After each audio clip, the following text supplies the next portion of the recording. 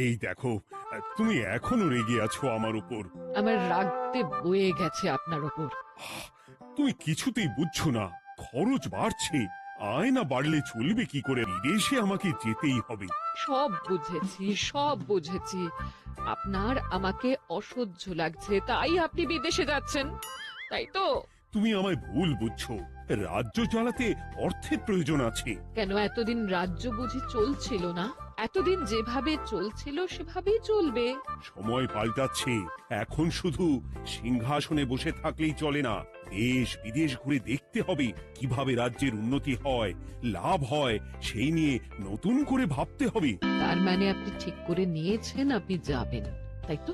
হ্যাঁ। আর যতদিন আপনি না থাকবেন এখানে কি হবে ভেবে দেখেছেন মহারাজ? কে সামলাবে সব?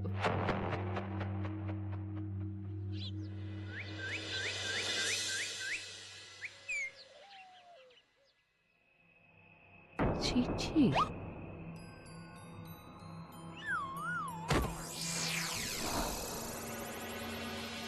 আমি অনেক ভেবে দেখলাম, আসলে এসব সিংহাসন, ক্ষমতা, প্রতিপত্তি অর্জন করা আর রক্ষা করার জটিলতার চেয়ে বাকি জীবনটা শান্তির সাথে বনে কাটিয়ে দেওয়াই ভালো।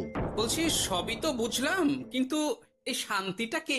মহারাজ সন্ন্যাসী হয়ে গেলেন আর এসব নিয়েও তুমি ভাড়ামি করছো গোপাল? ও মা গো, এবার কি হবে?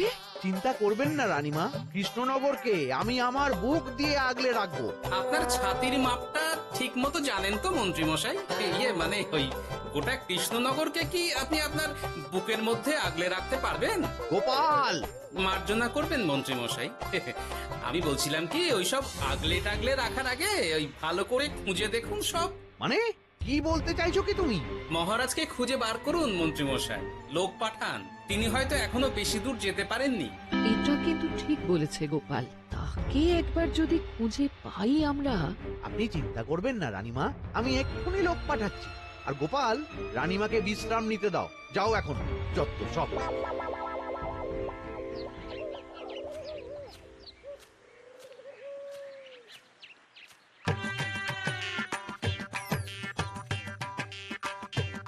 ওই গো, গেলে কই?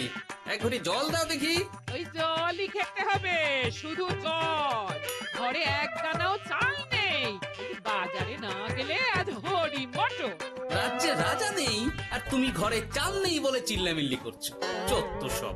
ও মা গো, মহারাজ রাজ্যে নেই তো গেলেন কই? হ্যাঁ, বনবাসে। সে কি গো, এবার কি হবে তাহলে? কপালে যা লেখা আছে তাই হবে, আর কি।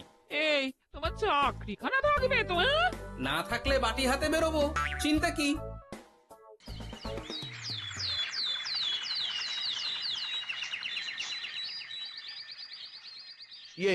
মহারাজ যখন নেই তখন আমি আমি যখন এ রাজ্যের মহামন্ত্রী, তখন আমি এত মানে মানে করার কি আছে মন্ত্রী মশাই? মহারাজ নেই তো কি হয়েছে, রানীমা তো আছেন। আমরা তার কথা মতোই চলব। গোপাল একদম উচিত কথা বলেছে। হ্যাঁ হ্যাঁ, আমিও তো তাই বলছিলাম। মহারাজ যখন নেই তখন রানীমার নির্দেশ মতোই তো আমাদের সামলাতে হবে সব। কতদিন আর আগলাবে গোপাল? আজ নয় কাল এই শর্মাকেই বসতে হবে এই সিংহাসনে। যতদিন পারি ততদিন তো চেষ্টা করতেই হবে মন্ত্রী মশাই। আপনি যদি চলেন ডালে ডালে, আমি চলি পাতায় পাতায়। রাজা মশাই আছেন? আমি অনেক দূর থেকে আসছি।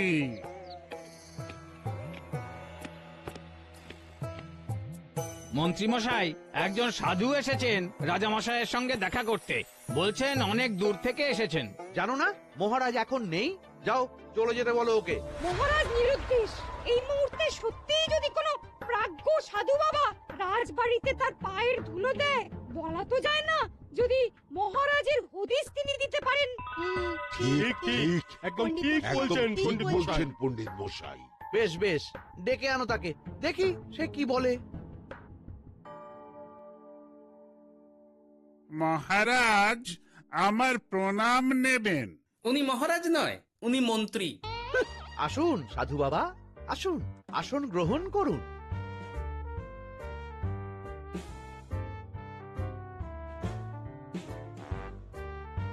এ কি করলেন সাধু বাবা? এটা তো মহারাজের সিংহাসন। আপনার জন্য আমি অন্য আসনের ব্যবস্থা করে দিচ্ছি, আপনি বরং সেখানে বসুন। ওহ, রাজাই যখন নেই তখন তার সিংহাসনে বসতে ক্ষতি কি? আপনি কি করে জানলেন মহারাজ নেই? বুঝলে না, সাধু বাবা যে অন্তর্যামী গোপাল। এবার কি হবে? উনি যদি বলে দেন মহারাজ কোথায় আছেন, তাহলে তো আমার আর বাবা, পণ্ডিত মশাই, আগেই ওরকম হামলে পড়বেন না। আচ্ছা, আপনি যদি অন্তর্যামী হন, বলুন তো আমাদের রাজা মশাই কোথায় গেছেন? জবর জটা কালো চুলে দেনামা অতীত বলেন। বুম! মহারাজ বনবাসে গেছেন। এটা যখন বলেছেন সাধু বাবা, তাহলে মহারাজ এখন কোথায় আছেন সেটাও নিশ্চয়ই আপনি বলে দিতে পারবেন। গোপাল, সব বিষয়ে নাক গলিও না তো তুমি। ঠিক ঠিক আছে, রাজা মশাইকে নিয়ে চিন্তা হওয়া তো খুবই স্বাভাবিক, কিন্তু গোপাল, রাজা মশাই বনবাসে গেছেন, তাকে আর সংসার মায়ায় বাঁধা ঠিক কাজ হবে না। এ আপনি কি বলছেন সাধু বাবা? মহারাজ না থাকলে রাজ্য চলবে কেমন করে? নতুন রাজা নির্বাচন করতে হবে। এই তো খেলা জমে গেছে, একে দিয়েই কাজ হবে মনে হচ্ছে। সাধু বাবা, এসব নিয়ে নয় পরে আলোচনা করা যাবে। এই কে আছো? সাধু বাবার পা ধুইয়ে দাও ভালো করে। না, বিষয়টা ঠিক সুবিধের মনে হচ্ছে না। আহা মন্ত্রী, করেছ কি? আমি সাধু মানুষ, এত খেতে পারি কি?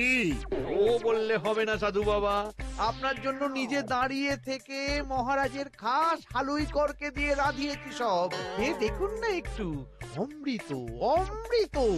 বেশ বেশ, এত করে বলছো যখন, বাহ বাহ, চমৎকার চমৎকার। আমি জানি তো যে এমন খাবার আপনি আগে কখনো খাননি। তা বটে বটে, ভেবেছিলাম কটা দিন বিশ্রাম নিয়ে চলে যাব। এখন দেখছি যা আদর আতিথেয়তা শুরু করেছো তোমরা, তাতে তো মাস কয়েক কাটিয়ে না গেলে আমারই লোকসান হবে। থাকুন না, থাকুন, যতদিন ইচ্ছা থাকুন। আমার ইচ্ছা অনুযায়ী সব চললে তো ওই গোপালের জায়গায় আপনাকেই সবার মহারথী করে রেখে দিতাম চিরকাল। এসব কি বলছো মন্ত্রী? কেন, পরিকল্পনাটা মন্দ নাকি? আমি হব এই রাজ্যের নতুন রাজা, আর আপনি হবেন আমার রাজসভার প্রধান মহারথী। বটে, কাজটা খুব একটা কঠিন না। মহারাজ বনবাসে, আর আপনি নিজেই তো বললেন তাকে ফিরিয়ে আনাও ঠিক হবে না। তাহলে তা বলেছি, কিন্তু বাকি অন্যান্য সভাসদেরা আছে, তারা তো। আরে ছাড়ুন তো ওদের কথা। আকাশে হাত ছড়িয়ে আর একবার মন্ত্র করে নেবেন, বলবেন এই রাজ্যের রাজা হওয়ার ক্ষমতা একমাত্র আমার মধ্যেই আছে। ব্যাস, সবাই মানতে বাধ্য। তারপর আমার একটা হিল্লে হয়ে গেলে আপনারটার ব্যবস্থাও আমি করে দেব, বুঝলেন? বুঝলাম, একেবারে জলের মতো পরিষ্কার। ব্যাস, কালই তাহলে কাজ শুরু করে দিন। বেশি দেরি করে তো লাভ নেই। বলা তো যায় না, মহারাজের যদি রানীমার জন্য মন কেমন করে, রাজ্যে ফিরে আসে, ওসব হওয়ার আগেই সেরে ফেলতে হবে সব কাজ। রাজা হওয়ার খুব তাড়া দেখছি তোমার মন্ত্রী। ওপরে ওঠার ইচ্ছা কার না থাকে বলুন তো সাধু বাবা? আর মাত্র কটা দিনের অপেক্ষা, ব্যাস, তারপরে এই সিংহাসনের মালিক হব আমি, কৃষ্ণনগরের নতুন রাজা হব আমি। সমস্ত ধন দৌলত থাকবে আমার এই হাতের মুঠোয়। কি অত ভাবছেন মন্ত্রী মশাই একা একা? মানে কি ভাবছি তার কৈফিয়ত তো তোমায় দিতে হবে। হ্যাঁ, হেমা, ছি ছি ছি, আপনি কেন কৈফিয়ত দেবেন? আপনার মুখ দেখলেই তো বোঝা যাচ্ছে যে আপনি কি ভাবছেন। তাই বুঝি? তা বলো দেখি কি ভাবছি আমি। আপনি ভাবছেন ওই কৃষ্ণনগরের সিংহাসনের কথা। শুনে ফেললো নাকি সব? আপনি ভাবছেন আমাদের মহারাজের কথা, তাকে কিভাবে ফিরিয়ে আনা যায় সেই কথা, তাই না? মহারাজকে যে আর ফিরিয়ে আনা যাবে না,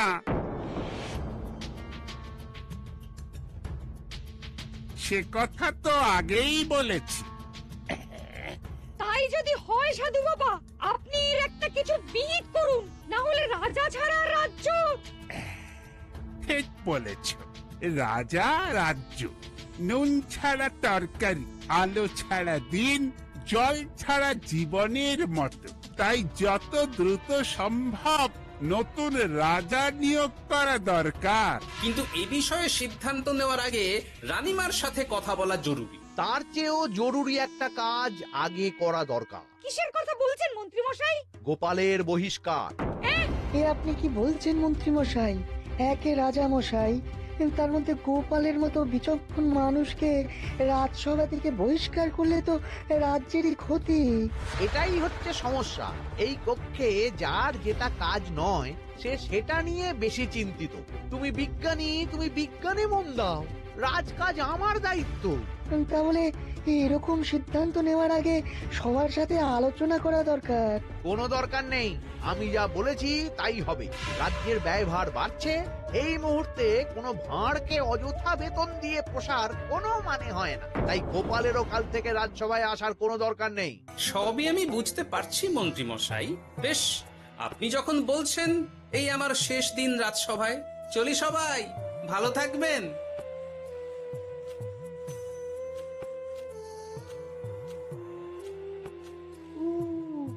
এত সহজে যে বেটা মাঠের বাইরে চলে যাবে বুঝতেই পারিনি আগে। এবার আমার আর সিংহাসনের মাঝে নেই কোনো বাধা, নেই কোনো কাটা। তুমি চিন্তা করো না, আমি নিজে মন্ত্রীর সাথে কথা বলবো। না না রানীমা, সেসবের দরকার নেই। মহারাজ ছাড়া রাজবাড়ি শূন্য শূন্য লাগে, আমারও মন লাগছে না এখানে। বেশ, যা ভালো বোঝো তাই করো, তবে ডাকলে এসো কিন্তু। হ্যাঁ রানীমা, নিশ্চয়ই আসবো। এখন আমি চলি। যাক, এই কদিনে মাথাটা খেলানোর সময় পাওয়া যাবে একটু, নাহলে কেমন যেন গুলিয়ে যাচ্ছে সব। কি যে বলো গোপাল দাদা, এই শেষ দুটো শাকের আটি নিয়েও দরদাম করবে তুমি? ওরে, আমি বেকার মানুষ, দরদাম না করে উপায় আছে আমার? হ্যাঁ, শোনো শোনো শোনো, মহারাজ কৃষ্ণচন্দ্রের অবর্তমানে কৃষ্ণনগরে নতুন রাজা হিসেবে নির্বাচিত হবেন রাজ্যের মহামন্ত্রী। সেই শুভানুষ্ঠানে রাজবাড়িতে আমন্ত্রণ রইল। এসব কি হচ্ছে বলো তো গোপাল দাদা? ভিতরের খবর আছে নাকি কিছু? না গো ভাই, তুমিও যা জানো আমিও ততটুকুই জানি। ও গোপাল দাদা, ব্যাপার কি? এ সময় এখানে কি চাই? রানীমার জরুরি তলব, এখনই ওই রাজবাড়ি যেতে হবে তোমাকে। কিন্তু আমার যে বাজার হয়নি এখনো। আরে ওসব বাজার টাজার পরে হবে, তুমি এখন আমার সাথে চলো তো। মন্ত্রীকে আমি বিশ্বাস করেছিলাম, ও যে এইভাবে বিশ্বাসের সুযোগ নেবে আমি একদম বুঝতে পারিনি। আমাদের এক্ষুনি অন্যান্য সভাসদদের সাথে কথা বলা দরকার রানীমা। কারোর সাথে কথা বলার দরকার নেই রানীমা, আমি নিজেই চলে এসেছি আপনার সাথে কথা বলতে। এখানে কি জন্য এসেছো গোপাল? রানীমার কান ভাঙাতে? বাহ, আপনি সবার মাথা মুড়িয়ে সিংহাসন কবজা করতে পারেন, আর আমি রানীমাকে সেই সত্যি কথা জানাতে পারি না? চুপ! ভুলে যেও না, আমি কৃষ্ণনগরের হবু রাজা। মুখ সামলে কথা বলবে আমার সাথে। এসব কি হচ্ছে মন্ত্রী মশাই? রাজা মশাই নেই, সেই সুবাদে এ কি শুরু করেছেন আপনি? আমায় আপনি ভুল বুঝবেন না রানীমা, আমার হয়ে যা বলার সাধু বাবাই আপনাকে বুঝিয়ে বলবে সব। উনি আর কি বোঝাবেন? কতদিন এসেছেন উনি, কি জানেন এই রাজ্যের বিষয়ে? সাধনা মা, সবই সাধনা। সাধনার জোর থাকলে সবকিছুই জানা যায়। ভূত ভবিষ্যৎ অতীত সব। সেই জোর থেকেই বলছি মা, মন্ত্রীর কপালে আমি জ্যোতি দেখতে পাচ্ছি। মন্ত্রী যদি রাজ্যের রাজা হয়, এ রাজ্যের উন্নতি কেউ ঠেকিয়ে রাখতে পারবে না। আপনাদের একটা কথাও বিশ্বাস করি না আমি, এসব আপনাদের ষড়যন্ত্র। এ আপনি ভুল করছেন রানীমা। যা হোক, যে কথা আমি বলতে এসেছি, রাজা যখন আমি হচ্ছি তখন তো আমাকে এই প্রাসাদেই থাকতে হবে, ফলে আমার স্ত্রীকেও এখানে এসেই থাকতে হবে। সে তো আর একা থাকতে পারবে না। তাই আপনি যদি এই ঘরটা ছেড়ে দিতেন। কিন্তু মন্ত্রী মশাই, তুমি কি বলছো মন্ত্রী? এখানে না থাকলে রানীমা থাকবেন কোথায়? আর আমি তো এমন কোন বিধান দিইনি যে রানীমাকে অন্যত্র পাঠাতে হবে। সবকিছুর জন্য তো আপনার বিধান দরকার নেই সাধু বাবা, এ আমার নিজের বিধান। আমি রাজা হব, আমার স্ত্রী রানী হবে, তারও তো অধিকার আছে রানীর মতো থাকার, রানীর মহলে থাকার। আপনার ব্যবস্থা আমি অন্যত্র করে দেব রানীমা, আপনি কিচ্ছু ভাববেন না। হাজার হোক আপনি আমাদের প্রাক্তন মহারাজের স্ত্রী বলে কথা। কি বলো গোপাল? আমার মনটা আসলে অনেক অনেক বড়, তোমরা খালি দেখতে পাও না সেটা। কাজটা কি আপনি ঠিক করলেন মন্ত্রী মশাই? শোনো গোপাল, আমাকে ঠিক ভুল বোঝাতে এসো না তুমি, বরং কাল সময় মতো চলে এসো। কৃষ্ণনগরের নতুন রাজার রাজ্যাভিষেকের জন্য মহাভোজের আয়োজন হবে। যতদিন পাচ্ছ খেয়ে নাও পেট ভরে।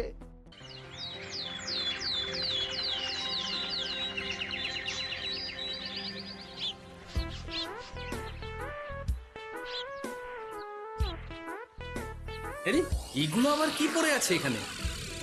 কি এ তো মহারাজের পোশাক। এখানে এসব কি করে এলো? তাহলে কি মহারাজ? না না না, হিসেবটা কেমন যেন ওলট পালট হয়ে যাচ্ছে। সময় তো হয়ে গেল, নতুন মহারাজকে ডাকুন এবার। এসে গেছি, এসে গেছি। আসুন মন্ত্রী মশাই, আসুন। মুকুট নিয়ে দাঁড়িয়ে আছি আপনার মাথায় পরাবো বলে। সাধু বাবা, এবার মহারাজ বলা অভ্যাস করুন। মহারাজ। মহারাজের হদিশ পাওয়া গেছে মন্ত্রী মশাই, মহারাজের হদিশ পাওয়া গেছে। এই কি সর্বনাশে কথা! মহারাজের হদিশ পাওয়া গেছে মানে কোথায় মহারাজ? না না, মহারাজ না, মহারাজের পোশাক পরে আছে পুকুরের ধারে। আমার মনে হয় তিনি ওই পুকুরে ডুব দিয়ে নিরুদ্দেশ হয়ে গেছেন। ও তাই বলো? তা বেশ তো, প্রাক্তন রাজার জন্য না হয় কিছুক্ষণ নীরবতা পালন করে নেব আমরা, ব্যাস। এ আপনি কি বলছেন মন্ত্রী মশাই?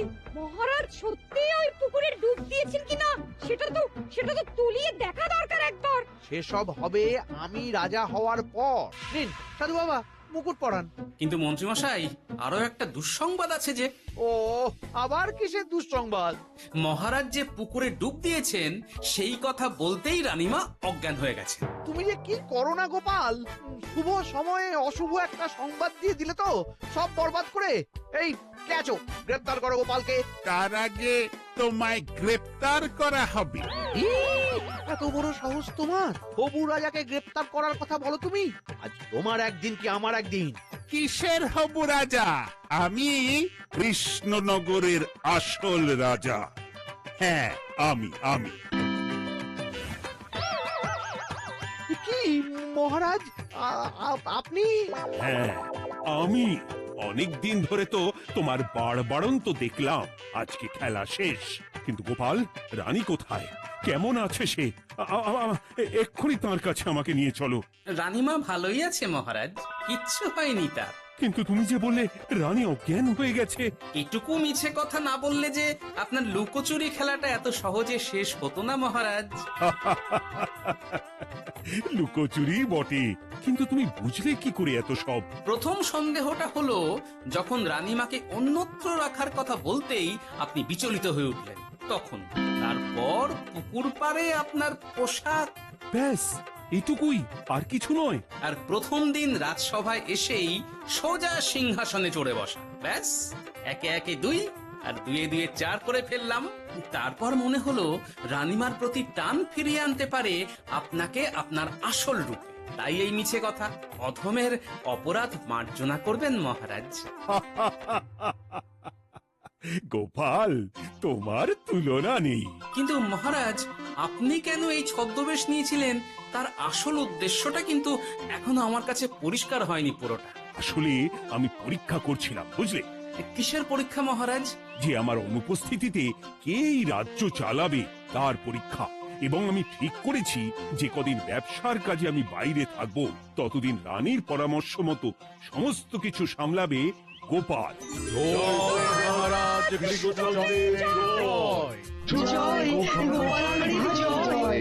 আর আমি মহারাজ? তুমি থাকবে পেয়াদা। এ কি, শুধু জল আর ভাত? আগেই বলেছিলাম বেশি বেরো না, বেরো না, রাজা হবেন। এখন খাও খাও, জল ভাত খাও।